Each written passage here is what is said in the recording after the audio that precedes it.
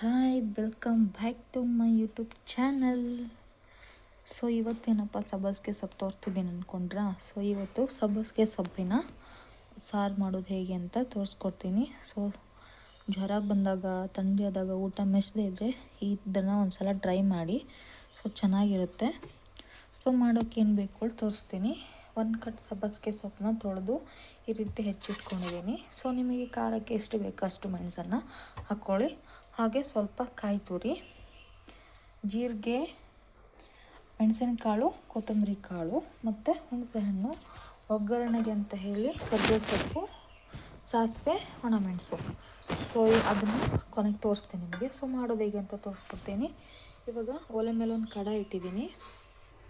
So ಇವಾಗ ಇದಕ್ಕೆ ಒಂದು 2 ಸ್ಪೂನ್ ಎಣ್ಣೆ ಹಾಕ್ಕೊಳ್ಳುವ, ಜಾಸ್ತಿ ಬೇಡ. ಸೊ ಇಷ್ಟಿದ್ರೆ ಸಾಕು. ಸೊ ಇವಾಗ ತಗೊಂಡಿರೋ ಮೆಣಸಿನಕಾಳು, ಜೀರಿಗೆ, ಕೊತ್ತಂಬರಿ ಕಾಳನ್ನು ಹಾಕ್ತಾಯಿದ್ದೀನಿ. ಸೊ ಇದನ್ನು ಚೆನ್ನಾಗಿ ಮಿಕ್ಸ್ ಮಾಡ್ಕೊಳ್ಳಿ. ಎಣ್ಣೆಲಿ ಚೆನ್ನಾಗಿ ಮಿಕ್ಸ್ ಆಗಲಿ ಇದು.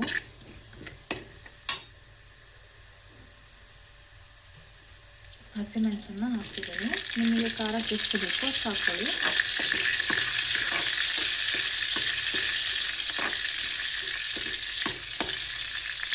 ಸೊ ನೋಡಿ, ಮೆಣಸು ಸ್ವಲ್ಪ ಫ್ರೈ ಆದರೆ ಸಾಕು. ಇವಾಗ ಸಬ್ಬಸಿಗೆ ಸೊಪ್ಪನ್ನು ಹಾಕ್ತಿದ್ದೀನಿ.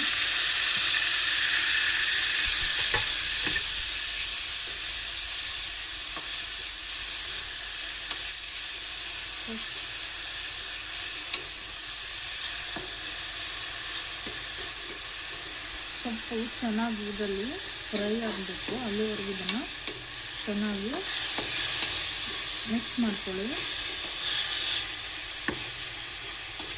ಸೊ ನೋಡಿ, ಸೊಪ್ಪು ಎಷ್ಟೆಲ್ಲ ಕಾಣ್ತಿತ್ತು, ಇವಾಗ ಎಷ್ಟಾಗಿದೆ ಅಂತ ಹೇಳಿ. ಚೆನ್ನಾಗಿ ಫ್ರೈ ಆಗೋವರೆಗೂ ಇದನ್ನು ಮಿಕ್ಸ್ ಮಾಡ್ಕೊಳ್ಬೇಕು. ಸೊ ಪ್ಲೀಸ್ ಚಾನಲ್ನ ಯಾರೆಲ್ಲ ಸಬ್ಸ್ಕ್ರೈಬ್ ಮಾಡಿ ನೋಡ್ತಿದ್ದೀರಾ, ಪ್ಲೀಸ್ ಸಬ್ಸ್ಕ್ರೈಬ್ ಮಾಡ್ಕೊಂಡು ನೋಡಿ. ಇದೇ ರೀತಿ ಇನ್ನೂ ಹೊಸ ವಿಡಿಯೋ ಜೊತೆ ನಾನು ನಿಮ್ಮ ಮುಂದೆ ಬರ್ತಿದ್ದೀನಿ. ಸೊ ನೋಡಿ, ಆಲ್ಮೋಸ್ಟ್ ಇದು ಫ್ರೈ ಆಗಿದೆ. ಇವಾಗ ಇದಕ್ಕೆ ಕಾಯಿ ತುರಿನ ಹಾಕ್ತಿದ್ದೀನಿ.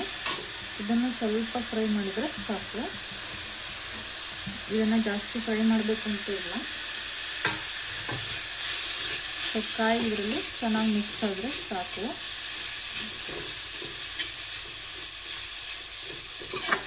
ನೋಡಿ, ಈ ರೀತಿ ಚೆನ್ನಾಗಿ ಮಿಕ್ಸ್ ಮಾಡ್ಕೊಳ್ಳಿ.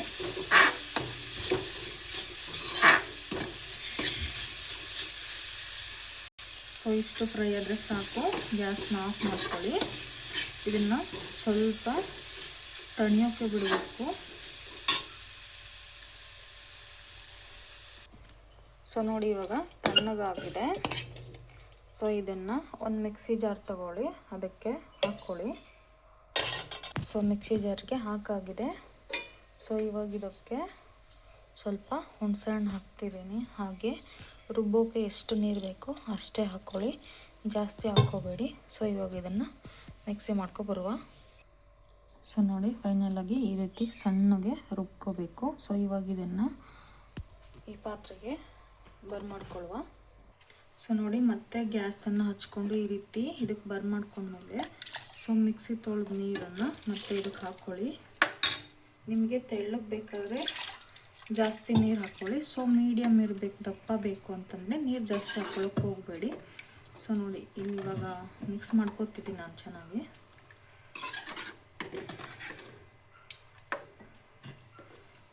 ಸ್ವಲ್ಪ ನೀರು ಹಾಕ್ತೀನಿ. ಸ್ವಲ್ಪ ದಪ್ಪ ಇದ್ದರೆ ಅಷ್ಟೆಲ್ಲ ಟೇಸ್ಟ್ ಚೆನ್ನಾಗಾಗಲ್ಲ ಅನಿಸುತ್ತೆ. ಹಾಗಾಗಿ ನೋಡಿ, ಈ ಹದಕ್ಕೆ ನಾನು ಮಾಡ್ಕೊತಿದ್ದೀನಿ. ಸೊ ಇದಕ್ಕೆ ಇವಾಗ ರುಚಿಗೆ ತಕ್ಕಷ್ಟು ಉಪ್ಪು ಹಾಕ್ತಿದ್ದೀನಿ.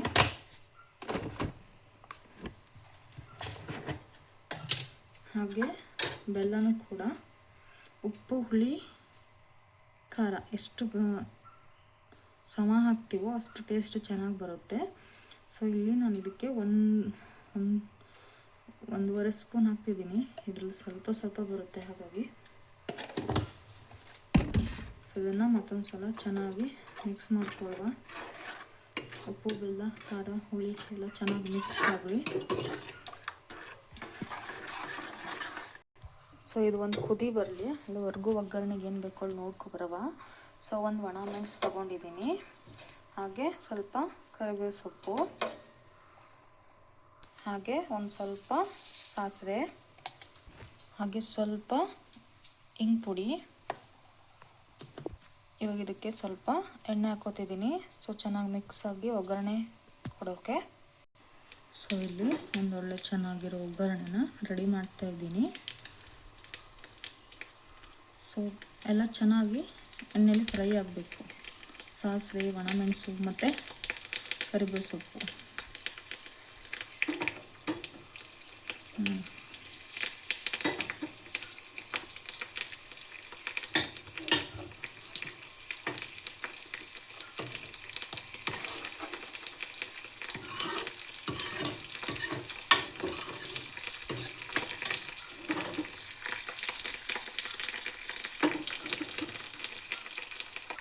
ಸೊ ನೋಡಿ ಒಗ್ಗರಣೆನೂ ರೆಡಿಯಾಗಿದೆ, ಇದು ಕುದೀತಾ ಇದೆ.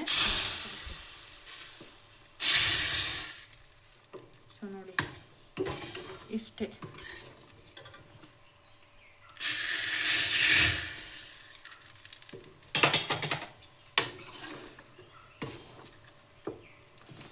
ಇಷ್ಟಾದರೆ ಸಾಕು. ಸೊ ಗ್ಯಾಸ್ನ ಆಫ್ ಮಾಡ್ಕೊಳ್ಳಿ. ಇವಾಗ ಮುಚ್ಚಿ. ಸೊ ನೋಡಿ, ನೀವು ಮನೆಯಲ್ಲಿ ಮಾಡಿಕೊಂಡು ಹೇಗಿತ್ತು ಅಂತ ಮರೆಯದೆ ಕಾಮೆಂಟ್ ಮಾಡಿ. So thank you.